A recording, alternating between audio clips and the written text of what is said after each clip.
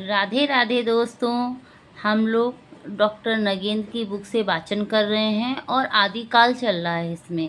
तो आदिकाल में भी परिवेश टॉपिक चल रहा है, जिसमें हमने राजनीतिक स्थिति को देखा और आज हम लोग देखेंगे धार्मिक स्थिति। तो राजनीतिक स्थिति के बारे में तो हम लोगों ने पढ़ ही लिया।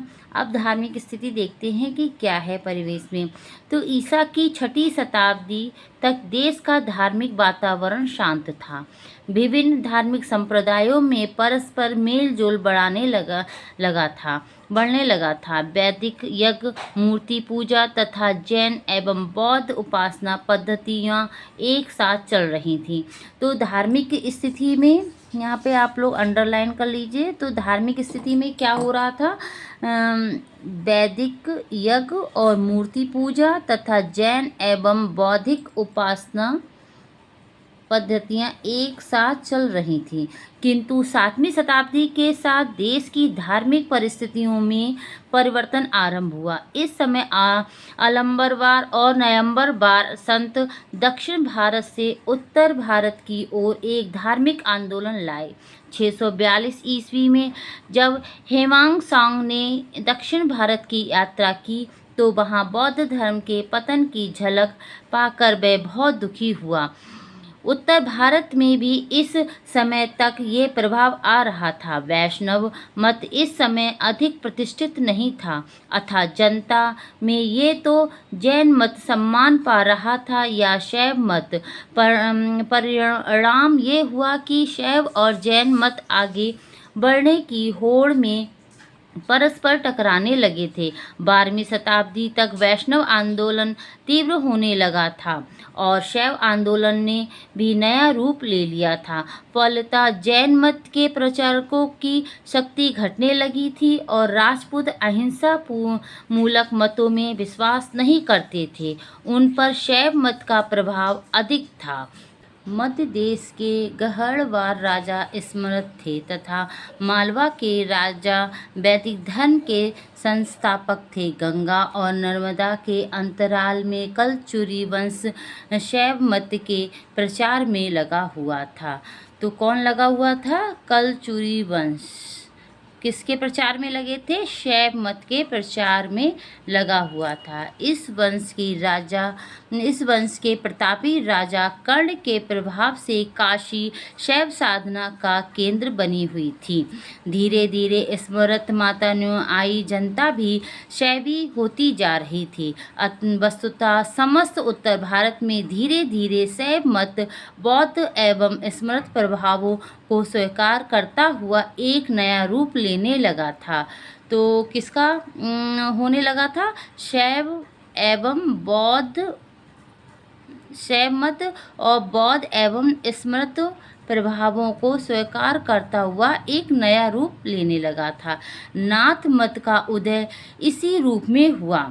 डॉक्टर हजारी प्रसाद द्विवेदी के मतानुसार हिमालय के पाददेश में प्रचलित नाथ पूजा बौद्ध धर्म को प्रभावित करके ब्रजयान शाखा के नाम से प्रसिद्ध हो चुकी थी। तो आप इसको अंडरलाइन कर लीजिए।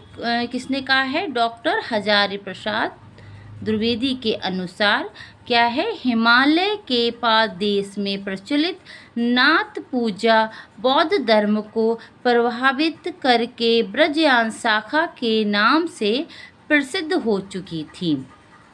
ये हजारी प्रसाद द्विवेदी के मतानुसार है।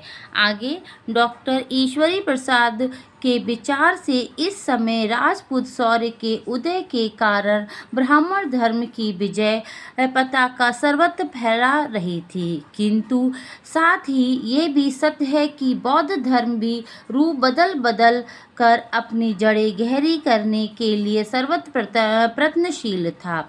उसकी महायान शाखा के मंत्र तंत्र, जादू टोने, ध्यान धारणा आदि के अनेक प्रभाव निम्न स्तर के हृदय पर छाए हुए थे। जनता हिंदू साधुओं की जितनी प्रतिष्ठा करती थी उतनी ही प्रतिष्ठा बौद्ध सन्यासियों की भी थी। इसके प्रभाव से मनुष्यों में आत्मविश्वास की कमी होती जा रही थी। शैव साधकों का बढ़ता हुआ प्रभाव इस दिशा में और अधिक सहायक हुआ। वे जनता को 84 लाख योनियों में भटकने का भय दिखाकर निरुत्साहित करने लगे थे। धार्मिक स्थानों की दुर्दशा तो चली थी। व्यभिचार, आडंबर, अर्थलोभ आदि जिन दोषों का बौद्ध विहार में प्राधान्य हो गया था, उन्हीं से हिंदू मंदिर भी ग्रस्त हो चले थे। पुजारी एवं महंत धर्म के सच्चे स्वरूप से अपरिचित होते जा रहे थे तथा अधिकार एवं धन का प्रलोभन प्रभाव प्रबल होता चला था। सोमनाथ मंदिर पर किए गए आक्रमण में महमूद की सफलता से जहां एक ओर शैव एवं जैन संघर्षों की सूचना मिलती है, वहीं उनसे मंदिरों में बढ़े हुए विलास एवं धन संग्रह का भी पर्दा खुलता है। तो ये सब कब हो रहा था? धार्मिक स्थिति में ये सब हो रहा था। आगे, देशी व्यापी धार्मिक अशांति के इस काल में एक बाहरी धर्म इस्लाम का प्रवेश भी कम महत्व नहीं रखता है। अशिक्षित जनता के सामने अनेक धार्मिक राहें बनती जा रही थी, किंतु राह दिखाने वाले लोग ईमानदार नहीं थे। बौद्ध सन्यासी योगिक चमत्कारों का प्रभाव दिखा रहे थे। वैदिक एवं पौराणिक मतों के समर्थन खंडन मंडन की भूल भुलैयों में पड़े थे। उधर जैन धर्म पौराणिक आख्यानों को नए ढंग से गढ़कर जनता की आस्थाओं का नया प्रभाव जमा रहा था। वैष्णवों की धार्मिक कथाएं जैन कथाएं बनती जा रही थीं। इसी प्रकार नास्तिकता और आस्तिकता का आवरण ओढ़ कर जनता में भ्रांत वातावरण बना रही थी। वैष्णवों के राम और कृष्ण, जिन्होंने पौरुष में विश्वास करके युद्ध को भी धर्म का अंग सिद्ध किया था, जैन धर्म की दीक्षा लेते हुए दिखाए जाने लगे थे। उधर बौद्धों का वामचार जैन आश्रमों में प्रविष्ट हो चला था। कुल मिलाकर विभिन्न धर्मों के मूल रूप लुप्त हो चले थे तथा ये कहना कठिन हो गया था कि किस धर्म के निश्चित साधना पद्धति का स्वरूप क्या है। हाँ, मति भ्रम का अंत करने वाली एक दार्शनिक लहर दक्षिण भारत से अवश्य आ रही थी, जिसके प्रचारक शंकराचार्य के आदित्यवाद का प्रचार उत्तर भारत को एक नई प्राणवायु दे रहा था। ये वायु बढ़ती ही गई। रामानुज, निम्बार्काचार्य आदि आचार्यों ने यज्ञ और भक्ति प्रधान आध्यात्मिकता का प्रसार किया, किंतु जनजीवन का 15वीं शताब्दी के अंत से पूर्व उसका प्रभाव अधिक गहरा रंग नहीं ला सका। तात्पर्य ये है कि आदिकाल की धार्मिक परिस्थितियां अत्यंत विषम तथा असंतुलित थी। जनमानस का गहरा असंतोष, क्षोभ तथा भ्रम छाया हुआ था। कवियों ने इसी मानसिक स्थिति के अनुरूप खंडन मंडन, हठ योग, वीरता एवं श्रृंगार का साहित्य लिखा।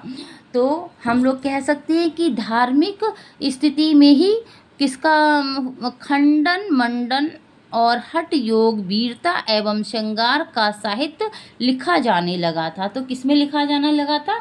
धार्मिक स्थिति में। तो आज हम लोग यहीं तक करेंगे। धन्यवाद।